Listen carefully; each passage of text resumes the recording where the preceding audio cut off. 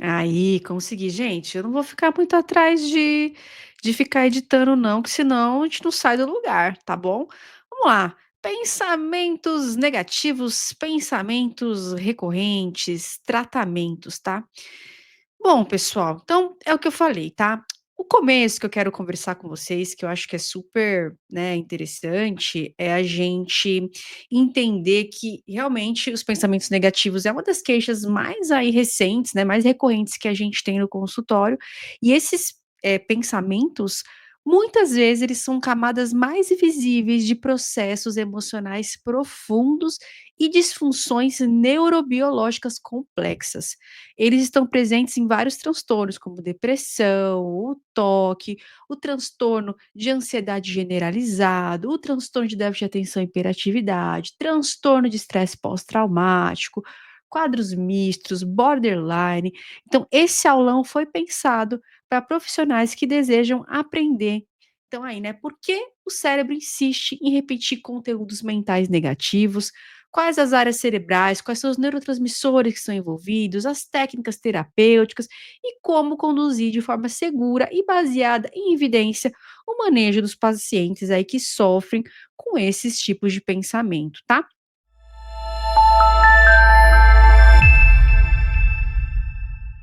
Então, eu quero começar aqui com um slide interessante, falando aí, né, então, o que que eu falei, né, do toque, do tag.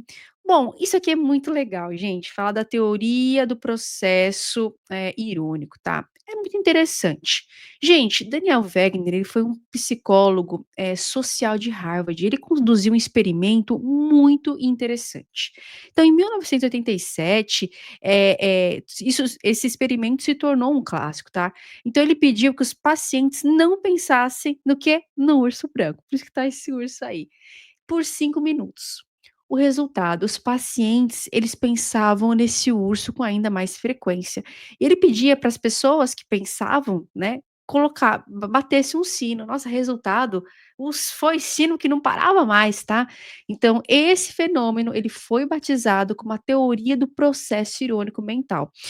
E aí o que que isso sustenta? Ele sustenta que ao tentar, reduzir ou suprimir um pensamento, isso pode paradoxalmente aumentar. Isso acontece porque ao mesmo tempo que a gente, tenta bloquear um pensamento via córtex pré-frontal, tá, existe um outro sistema que é o sistema de monitoramento inconsciente, que fica no córtex cingulado anterior, depois eu vou mostrar as imagens para vocês, tá. E o córtex, cingulado anterior, ele fica verificando se foi suprimido mesmo. Resultado, isso vai reativar o conteúdo, tá. Então, gente, por exemplo, né, no toque, o esforço em suprimir obsessões vai o quê? Amplificar a sua força. Outros, no transtorno também de ansiedade generalizada. Então, quanto mais o paciente tenta evitar de pensar em catástrofe, mais o cérebro acaba, né, voltando com aquilo. Quantas vezes a gente não vê um paciente: "Ai, doutora, eu tento não pensar no pior, ou então eu tento não ter medo, mas não adianta", né. E em depressão também, né, a tentativa de fugir do sentimento de fracasso, tentativa de fugir dos pensamentos de coisas ruins, de morte. Quanto mais a gente tenta, mais o nosso cérebro ele acaba reativando aquilo de novo, tá. Então, por isso que é algo que não dá certo. "Ai, vou parar de pensar". Não adianta, gente, não adianta, tá. Então, tem muito no toque, tem no tag e tem aí na depressão, que foi o que foi falado, tá. Gente, olha aqui, a neuroanatomia desse looping mental. Eu vou mostrar para vocês as figuras, que eu acho que fica até mais fácil. Dá para enxergar, será? Vou colocar aqui. Ó, gente, aqui a gente tá vendo o córtex, né? Igual eu falei, o córtex pré-frontal. É bem interessante a gente observar isso. Então, como é que acontece, tá? A gente vai ter aqui o córtex pré-frontal dorsolateral. Ele vai exercer o controle inibitório e a disfunção vai levar à perda da filtragem dos pensamentos intrusivos, tá? Então, córtex pré-frontal, que a gente vai essa parte aqui do nosso cérebro, tá bom, pessoal? Aqui, ó. Outra coisa, córtex cingulado anterior, ele vai monitorar os conflitos internos. Então, a hiperatividade dessa região, ela vai gerar uma sensação constante de erro ou de urgência. Então, é uma área também importante. Outra, córtex órbito-frontal medial. Ele avalia o risco e a consequência. E a hiperatividade dele está ligada a uma repetição obsessiva. Temos também o núcleo caudado, que são regiões mais internas do nosso cérebro, envolvido na transição da cognição e da ação. Então, quando disfuncional, vai ter aqueles rituais compulsivos, ou seja, a pessoa ela não consegue fazer a ação dela, tá? E a gente vai ter a amígdala e o hipocampo também, tá, gente? A amígdala, deixa eu ver se eu acho ela aqui. Fica bem aqui no centrinho, tá? Eu tô colocando o mouse, mas acho que vocês não conseguem ver, né, no mouse. Então, a amígdala, gente, ela é muito importante para nossas reações de luta e fuga. Então, uma amígdala muito às vezes até a anatomia dela pode estar maior, tá, ou então, isso são os estudos que já foram feitos até na neuroanatomia. Então, a amígdala muito hiperreativa vai fazer com que a pessoa, ela também hiperreaja demais, ou ela acabe, enfim, tendo uma hiperreação a coisas menores, tá. Então e o hipocampo também, ele está muito associado às áreas da nossa memória, então memórias emocionais, então traumas, rejeições, então alterações nessas regiões podem fazer sim com que essas pessoas elas pensem mais. Então gente, não é uma questão bobinha de: "Ai, para de pensar", não. O trauma, alguns eventos aí pesados da nossa vida, pode fazer sim com que a gente tenha alterações nas nossas estruturas aí neuronais, tá bom, pessoal? Então, coisa séria, tá? Bom, gente, e as evidências científicas, tá? Então, é o que eu falei, muitas questões acontecem justamente por isso, né. Então, pacientes com toque têm uma hiperatividade nesse circuito, pessoas com depressão também, tem um aumento da conectividade da amígdala, então, isso a gente consegue ver até mesmo em imagem, tá. Alguns estudos que foram feitos, acabou analisando isso, eu achei interessante trazer. Bom, pessoal, outras questões também muito importantes, tá? Gente, o nosso cérebro, ele funciona como um filtro, tá. Quando tá tudo direitinho, quando as estruturas elas estão se ligando entre si corretamente, quando a parte dos nossos neurotransmissores cerebrais estão certinhas, tudo isso faz com que exista um filtro cerebral, tá. Porque todo dia a gente passa, nossa, um monte de pensamento, um monte de besteira, existem milhares de pensamentos que ficam vindo na nossa mente, um monte de pensamento besteira, coisa que a gente não quer ter acesso. Que o nosso cérebro faz? Ele recalca. A galera da psicologia que entende muito bem sobre isso. Gente, dá um alô aqui, eu sou psicólogo, eu quero ver, eu quero conhecer quem é a galera brilhantemente. E então o nosso cérebro ele recalca, e aí a gente consegue ter um filtrinho muito legal. Agora, quando essas estruturas estão alteradas, quando a gente está com alteração dos neurotransmissores cerebrais, essa estrutura ela fica aberta, e aí esses pensamentos começam a vir para a superfície. É uns pensamentos que não têm sentido, pensamentos: "Ai doutora, eu vou me jogar", ou então: "Ai, eu estou pensando em morte, mas ai Deus me livre, eu não quero pensar isso", a pessoa não quer pensar isso, mas o pensamento ele vem sem aquela pessoa querer, tá. Então: "Ai, fica tranquilo", não, a cabeça não cala a boca nunca. Né, o pensamento fica vindo, é só desgraceira, a pessoa ela sabe que não é para pensar, ela sabe que não é para tanto, mas ela não consegue. E isso a gente tem que conseguir falar para o nosso paciente: "Olha, não é tua culpa, tem questões aí muito complexas em torno disso tudo, tá?". Bom, continuando, cadê? Aí. Então vamos lá, pessoal, alguns neurotransmissores importantes, tá. Então a dopamina, ela confere muito a saliência a estímulos e pensamentos. Então o excesso dela pode sim favorecer a obsessões, tá, pensamento obsessivo. A serotonina, neurotransmissor da paz, né, vamos dizer assim, né, é uma estabilidade emocional. Então, níveis baixos está muito associado à ruminação e pensamentos muito fixos, tá? O GABA é outro muito interessante, ele ajuda a inibir, ele ajuda a dar uma baixada nas coisas, tá. E a gente tem o glutamato também, muito relacionado a sistema reticular, ativador ascendente, depois eu falo isso, né, mais a fundo para vocês, mas muito relacionado à aprendizagem, à memória e alterações no equilíbrio, vai contribuir para a codificação de memória emocional disfuncional, tá. Então, quimicamente o nosso cérebro tem que estar legal para conseguir aí controlar os pensamentos, tá. E aí gente, falar de plasticidade sináptica, tá. A repetição de pensamentos ativa as mesmas redes neuronais.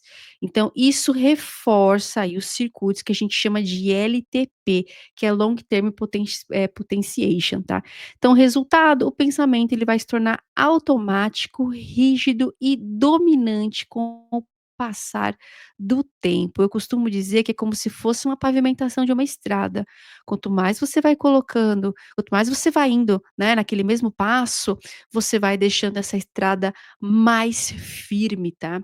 Então, por isso, gente, que abordagens psicoterapêuticas são muito importantes para o paciente, porque eles ajudam nessa plasticidade sináptica. Então, assim, esse caminhozinho tá errado, a psicoterapia, ela ajuda a pegar esse caminho e para um outro melhor, né. Então, psicoterapia ajuda na plasticidade cerebral, os medicamentos também ajudam nisso, tá, lógico, é um conjunto, tá, mas eu sou muito fã da psicoterapia, eu sou médica, mas eu tenho uma admiração profunda aí para os meus colegas queridos da psicoterapia, da psicologia, né. Gente, dá um oi aqui para mim, tá bom, adoro vocês. Bom, isso é importante, a gente falar sobre essa questão da plasticidade, sináptica. Agora, gente, quando que o looping mental, esses pensamentos todo mundo pensa besteira, né, pensa coisa: "Ai, eu vou matar fulano, ai que horror", né, mas de vez em quando a gente pensa umas besteira dessa que a gente nem fala, né, ou então a gente pensa: "Ai meu Deus que saco", enfim, a gente pensa um monte de coisa, a gente às vezes tem, imagens mentais, né, de coisas acontecendo, e isso até certo ponto é ok, tá. Mas quando que isso, gente, é uma patologia, tá. Então, na depressão, gente, a ruminação é o sintoma central.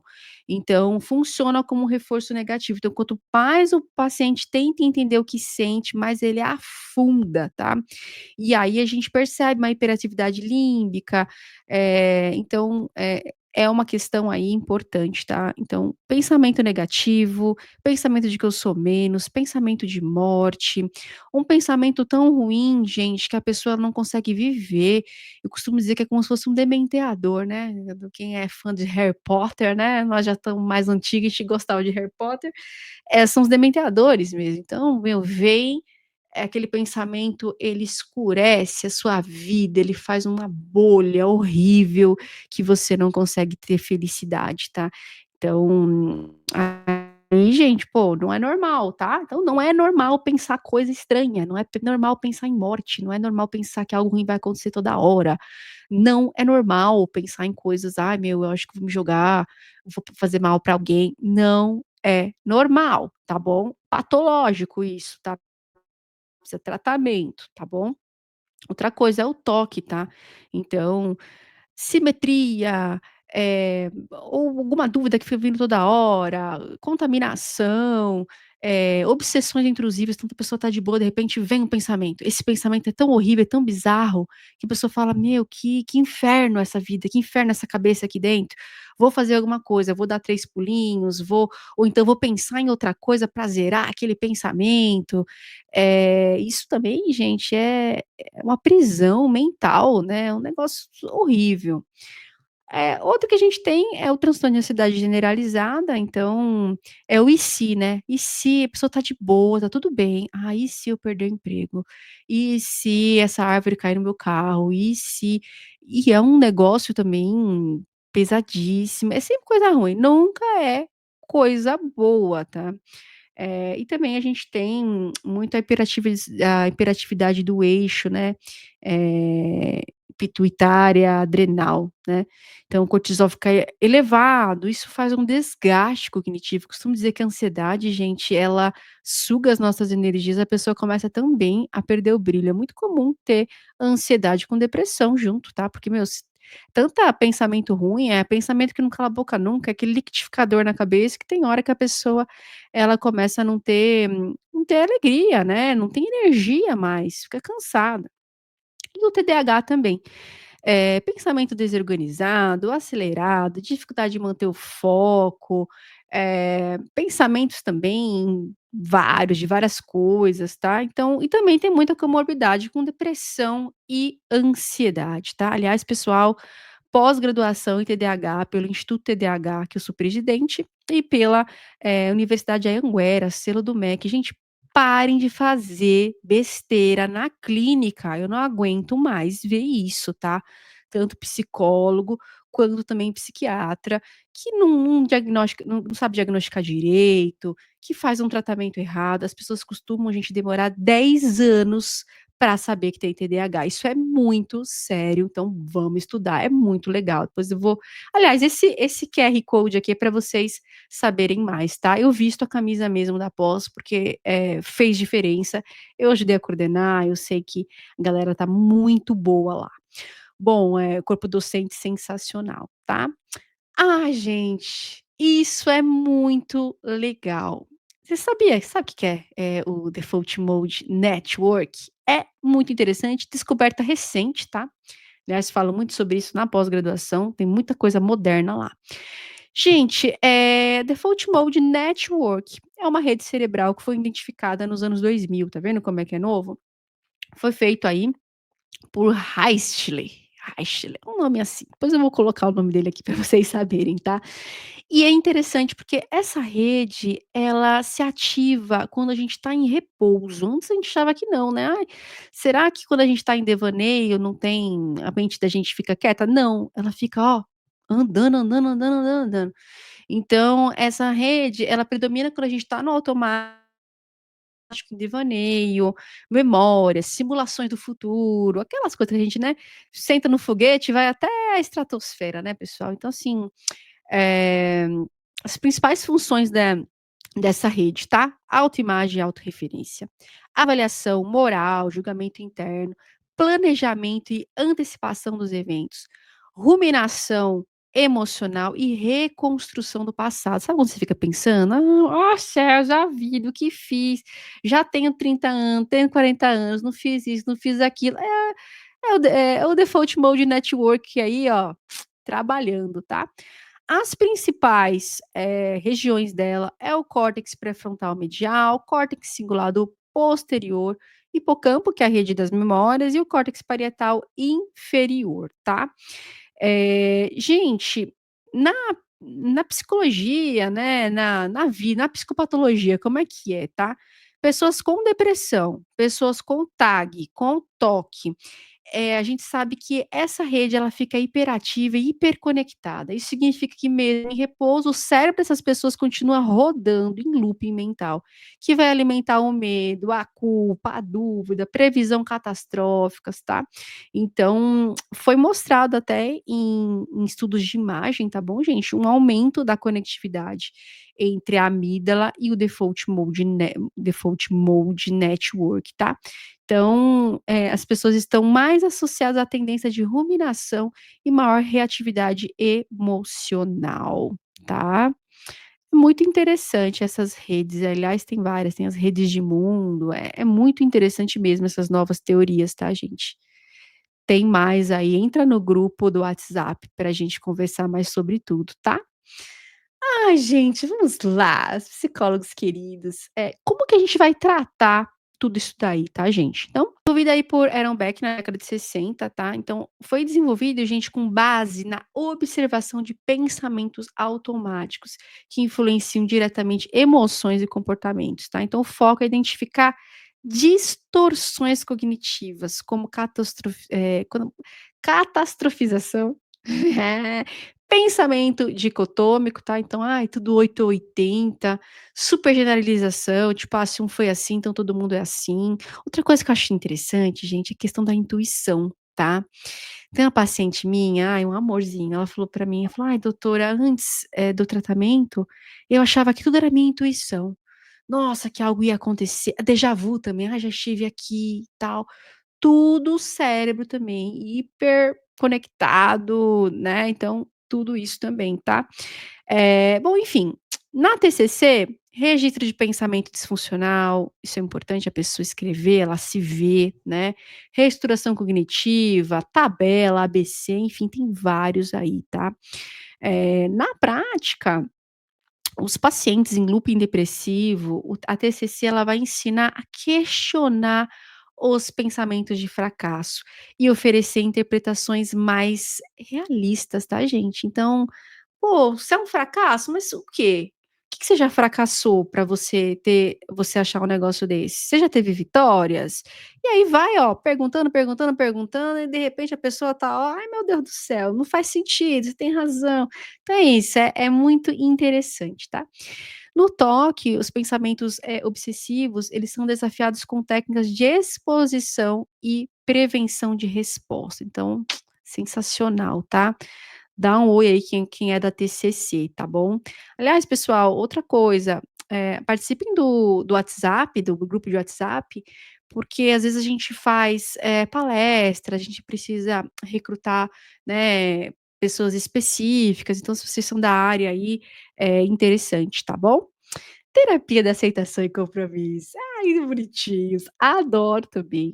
Também dá um salve aí quem é, né, da ACT. Foi criada por Stephen Hayes e ela integra, gente, a chamada terceira onda das terapias comportamentais. O foco é mudar a relação com os pensamentos e não o conteúdo dos pensamentos. Então, assim, tem algumas técnicas, né, a desfusão cognitiva, que é ver o pensamento como um evento mental e não como uma verdade absoluta. Eu adoro isso, sabe. É a gente assim, eu fiz uma matéria na Bons Leads, que eu sou colunista de lá, e eu falei sobre isso, é o filme da sua mente. Às vezes a gente tá assistindo um filme e tá lá os atores fazendo um monte de coisa, o problema é que aquilo, gente, é só um filme. O que acontece é que às vezes a gente se confunde com os atores, a gente acha que a gente é o ator. E aí a desfusão cognitiva ela é isso, ela mostra: "Olha, isso é uma tela na tua mente, isso não é você, isso vai passar, tá?". A aceitação é se permitir, permitir emoção desconfortável, sem tentar evitar, é entender que tipo, olha, é um hóspede chato, sabe aqueles hóspedes chato que vem na tua casa que não vai embora mais? E você não tem controle sobre isso, você está na casa da sua mãe, do seu pai, você mora com seus pais, enfim, né, viajei aqui, mas é isso. É um hóspede indesejado, mas ele vai embora, tá. Então a terapia, ela faz muito isso, tá. E ajuda, né, o paciente a viver de acordo com o que é significativo para ele, apesar do sofrimento, tá.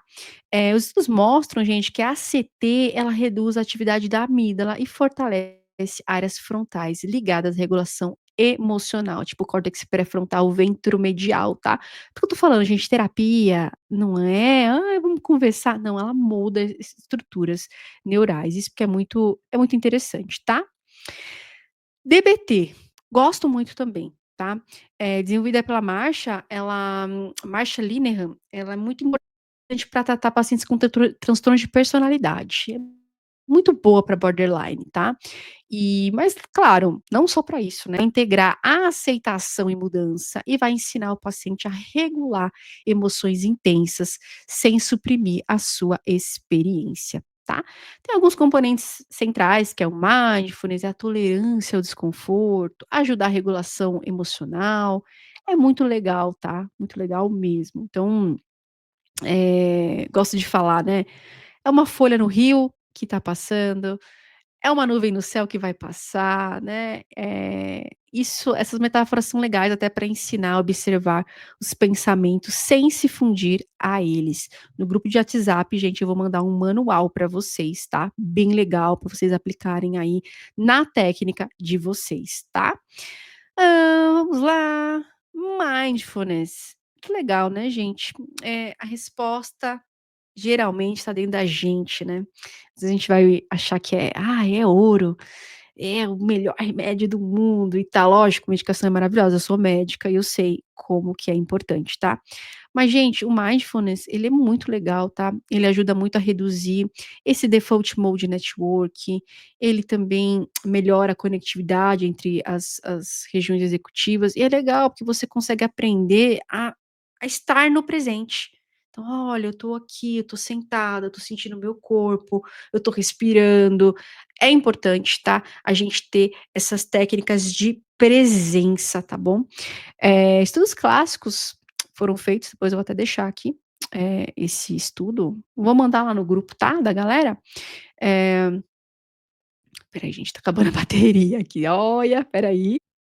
E também, gente, as técnicas de respiração. É muito bom, de verdade, tá. Se você tá no estresse, estresse, estresse, você para, faz as técnicas respiratórias, você volta. Então, a respiração, né, tem uma técnica que eu gosto, que é você inspira por 4 segundos, fica 7 segurando e expira por 8. Fazer uma respiração, né, mais aqui na parte do abdômen. Gente, tudo isso é muito, não é besteira, essas coisas elas realmente fazem total diferença, tá. É muito bacana. E assim, teve alguns estudos que mostraram, né, que meditadores experientes tinham aumento da densidade cortical em áreas relacionadas ao foco, empatia e regulação emocional. Gente, quem é que não quer ter mais foco, ser mais empático? Então, é muito legal. E os grandes caras aí, né, Steve Jobs, essa galera toda aí fazia, né, então bem interessante, tá. Essa técnica que eu falei da respiração do Andrew Will, que é 4-7-8, ela vai ativar o sistema parasimpático, tá. E outra coisa, visão guiada para distanciamento do conteúdo mental. Então, sabe aquelas meditações, se enxerga na não sei na onde, também é muito interessante, tá bom. E eu gosto bastante disso tudo, tá. Bom, ai, para tudo, meus queridos! Gente, pós-graduação em TDAH tá maravilhosa, tá. Olha a galera que tá, gente, doutor Marco Abud, doutora Ana Luísa Hagt, a Luciana Salomão, que é a Luca da Rádio Rock, amo você. Eh, Temos aqui também, ué, por que tá tão pequenininho os outros amigos? Gente, a Tami, não sei por que tá tão pequenininha assim. A Tami maravilhosa, o Fernando Fernandes, o Manuel Vicente, a doutora Adriana Cachani, que é nutricionista. Então, gente, tem tudo, tem nutricionista, tem cardiologista, tem o doutor Alexandre Vatti. Cadê o doutor Ale Vatti aqui? Espera aí que eu vou achar. Agora sim, né, gente, fazer um negócio legal, pô. Olha só, eu que sou a coordenadora, tá, o doutor, Abud, doutora Ana Luísa, doutora Luciana, a Tami, queridíssima, doutor Fernando Fernandes, doutor Manuel Vicentes de Barros, Adriana Cachani, o doutor Alexandre Vatti, maravilhoso, doutora Iná Proença, minha professora, doutora Ana Konig, que é cardiologista, doutora Juliana Amaral, então, e muito mais, tá, pessoal. Então, assim, essa pós tá muito boa. Ai, será que não apareceu? Deixa eu ver aqui. Deixa eu ver. Ah, apareceu sim. Essa pós tá muito boa, é reconhecida pelo MEC, tá bom. Eh, Vale muito a pena, tá, pessoal, e é também pelo Instituto TDAH. Então, vá estudar, galera, só estudando que a gente consegue, a gente precisa ter responsabilidade para lidar com os nossos pacientes, tá bom. Muito bem, senhores, que mais que eu tenho para falar? Deixa eu pôr aqui. Farmacoterapia, chegou a parte que é minha mesmo, né. Gente, farmacoterapia é maravilhoso, tá. E a gente precisa indicar quando, tem necessidade. E você que é psicólogo também precisa estar ciente quando é sintoma e a medicação vai ajudar, tá. Então vamos lá. Falando um pouquinho, gente, da psicofarmacologia, tá. Psicofarmacologia Ela surgiu, na década de 50 e mudou radicalmente a história da psiquiatria, tá. Antes disso, os tratamentos eram tudo físico, aquelas coisas de filme bem pesada mesmo, sabe. Então, internação prolongada, eletroconvulsoterapia, ainda tem eletroconvulsoterapia e um dia a gente conversa sobre isso, tá. E procedimentos bizarros como a lobotomia, tá, gente. A descoberta inicial foi da clorpromazina e pouco depois do efeito antidepressivo e da imipramina. Tudo isso foi tudo acidental, tá. Então as pessoas, elas tentavam uma coisa, acharam outra e assim foi indo, tá. Então essa, fase inaugurou uma nova era, a era dos medicamentos que vão modificar aí os neurotransmissores e com isso sintomas psíquicos e cognitivos. Então na década de 80 surgiram os ISRS, que são os antidepressivos, tá, inibidores seletivos da recaptação de serotonina, como a fluoxetina, tá, que denominou aí uma fase mais segura, as pessoas estavam tolerando mais e foi considerado aí a droga da felicidade na época, tá. Desde então, outros grupos vêm sendo estudados e hoje a gente tem vários tipos de antidepressivos que realmente aí ajudam muito na vida das pessoas, não mexe na libido, tem vários que não mexem na libido, que não engordam, enfim, tem bastante questão aí boa que ajuda no funcionamento cerebral de forma eficaz e segura. Bom, pessoal, vamos lá, tá? Quando indicar as medicações? Intensidade do sintoma que impede o funcionamento da pessoa, gente. A pessoa não trabalha, a pessoa tá com o autocuidado prejudicado, a pessoa, ela não tá conseguindo estudar, ela não tá conseguindo, sabe, ou seja, quando tá moderado e grave, já tem que pensar, tá bom? Quando, psicoterapia, né, os próprios psicólogos percebem: "Nossa, parece que só com a psicoterapia não tá indo", né, porque é o seguinte, gente, psicoterapia ela eu costumo dizer que o tratamento, ele é cimento, argamassa e os trabalhadores, né. Não adianta você ter engenheiro, pedreiro, mestre de obra se você não tem cimento e argamassa. O remédio é cimento e argamassa para construção. Só ele não faz a construção e só os engenheiro também não faz a construção, os pedreiro, então é uma junção. Então às vezes a pessoa tá lá com várias técnicas, meu, psicólogo sensacional e tal, mas o negócio não vai. Por que que não vai? Porque tem questão neuroquímica cerebral, tá. E aí que entra sim, tá bom, a farmacologia. Outra coisa, risco, tá, risco de suicídio, automutilação, descompensação funcional grave, crises ansiosas, tá. E, enfim, né, quadro de toque, bipolaridade. Então, gente, precisa de medicação, tá. Tem vezes que precisa, graças a Deus que existe, porque antigamente não existia, então graças a Deus que existe, então vamos usar. E claro, né, medicamento não anula o trabalho psicoterapêutico e vice-versa. A gente é um time, né, é o médico, o psicólogo e o paciente, é um time, tá. Então, o medicamento, quando bem indicado, ele vai potencializar os ganhos terapêuticos, tá, e vai engajar o processo de mudança emocional e cognitiva. Então, gente, vamos parar de preconceito, tá bom? E eu tenho muito agradecimento aos meus colegas psicólogos, quando eles indicam, já é muito mais fácil. O paciente já vai, o psicólogo já ensinou, já explicou: "Ó, é importante", então é outra pegada.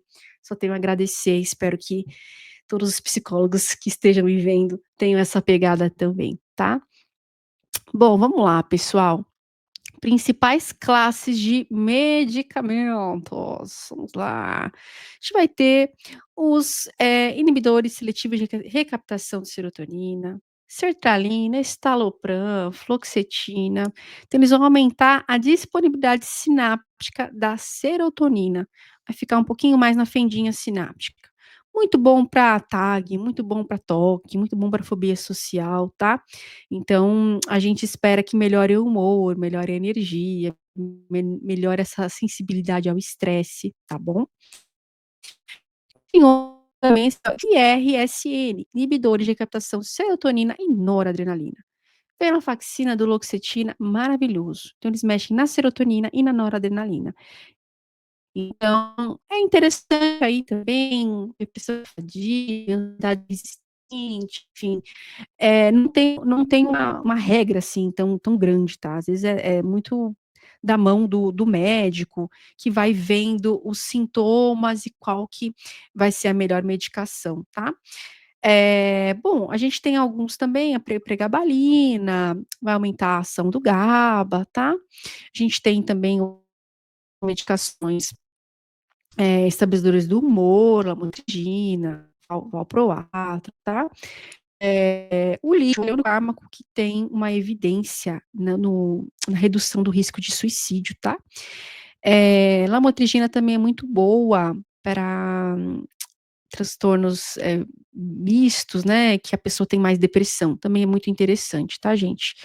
Eu falei que clonazepam é um GABAérgico, porque ele mexe um pouquinho no GABA, mas na verdade ele é um benzodiazepínico, tá, é a classe dele, tá bom, pessoal? Vamos lá.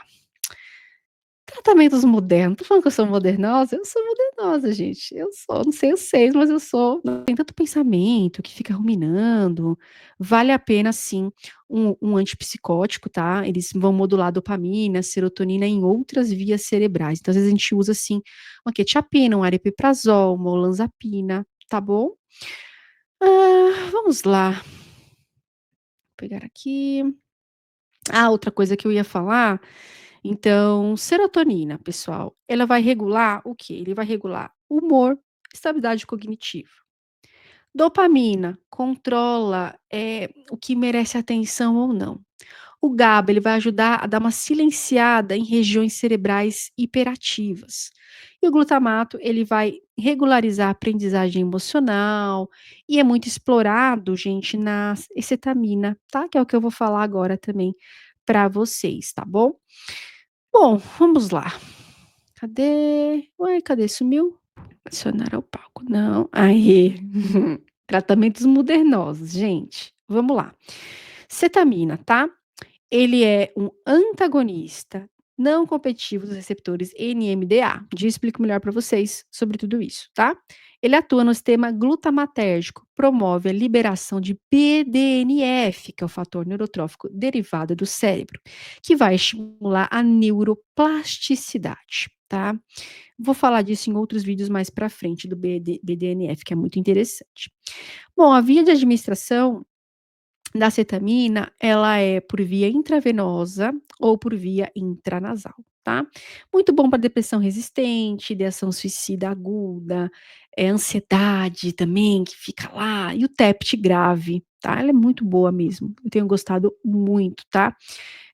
Às vezes o paciente ele tá com um pensamento muito ruim de morte, vai lá e às vezes, tipo, em 24 horas pode reduzir os sintomas depressivos, então é interessante, tá? Adendo, tá, pessoal, é no hospital com o médico, não é, pelo amor de Deus, cetamina recreacional, pelo amor de Deus, tá? É um tratamento bem certinho com o médico, pelo amor de Deus. Bom, outra coisa, neuromodulação, tá, que é a EMT, é uma técnica que vai utilizar pulsos magnéticos para estimular regiões específicas do cérebro, tá, como o córtex pré-frontal, o dorso lateral esquerdo, tá. Então, ajuda a reduzir sintomas depressivos e ruminativos, bem interessante. E a outra estimulação transcraniana por corrente contínua, as correntinhas que coloca, legal também. Então, uma corrente de baixa intensidade aplicada no couro cabeludo e vai modular a excitabilidade cortical aí, melhorando funções executivas, reduzindo hiperatividade emocional, tá? Psicodélicos, claro, né, gente, não tem ainda, tudo experimental, tá bom, mas tá tudo tendo alguns estudos sobre a psilocibina, sobre o MDMA, tá sendo tudo estudado, em protocolos rigorosos para tratamento de TEPT, depressão, ansiedade, esse looping aí mental, de trauma, de coisa ruim, tá. Então, eles atuam promovendo a dissolução do ego, reestruturação cognitiva e maior abertura emocional. É interessante os estudos, tá. Confesso que a gente fica super animado, assim, e nossa, cientistas encontrem soluções, porque o grande mestrão aqui é complexo, viu. Bom, então estão aí em fases, né, de estudo, a FDA ainda tá tentando ainda ver, tá. Então, mais ou menos isso, tá, pessoal. Deixa eu ver aqui. Que eu falei, né, da cetamina, do NMDA, que é muito legal. Bom, enfim, né, a gente precisa integrar as abordagens, entender de neurociência, entender de psicoterapia, farmacoterapia, e as coisas novas, o que que tem de inovação. A gente não pode, gente, ficar preso no passado. "Ai, porque eu sou um médico muito conservador". Ah, pelo amor de Deus, conservador para falar do grande mestrão, pelo amor de Deus, gente, o que tiver de novo, eu tô contente, o que tiver de novo tamo aí, lógico, o que tiver de novo, comprovado, validado, passado pelas 1000 etapas.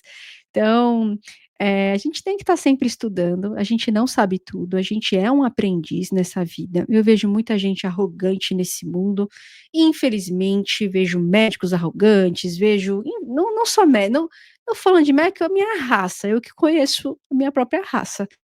As outras, né, as outras eu não vou falar não. A gente não pode ser arrogante, não pode, tem que aprender, tem que ter coisa nova. Então eu fiz essa aula do fundo do meu coração, espero muito que vocês tenham gostado. Como eu falei para vocês, se inscrevam no grupo do WhatsApp, Clube Brilhantemente, tá, você que é profissional da saúde, eu vou estar falando muita coisa interessante lá. Quero muito vocês lá, quero conhecer vocês melhor. E a gente vai, é muito legal o grupo, a gente vai, tem hora, "Ai, vamos se encontrar", a galera se encontra, então é uma rede de networking muito bacana.